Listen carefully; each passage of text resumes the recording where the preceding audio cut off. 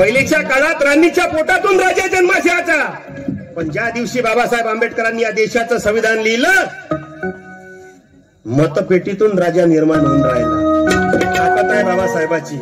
मग तो हिंदू असो, बुद्ध असो, ख्रिश्चन असो, चांभार, धनगर, तेली, नाभी, मातंग, ब्राह्मण, सर्वांना एक समान मताचा अधिकार दिला बाबासाहेबांनी. पण आम्ही किंमत नाही केली मताची. एक म्हैस जर घ्यायला मार्केटमध्ये जाण तर 80,000 रुपयाची म्हैस आहे.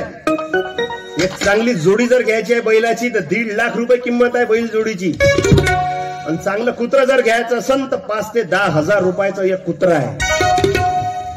आणि काही मुर्दाड लोक आपलं मत विकते 500 रुपयात. काही गावात नारा चालू आहे, जो पाजन दारू न खाऊ घालन मटन त्याच्याच नावाचं दाबू बटन. मग एक वाटी रस्सा 5 वर्ष बोंबलत बसा.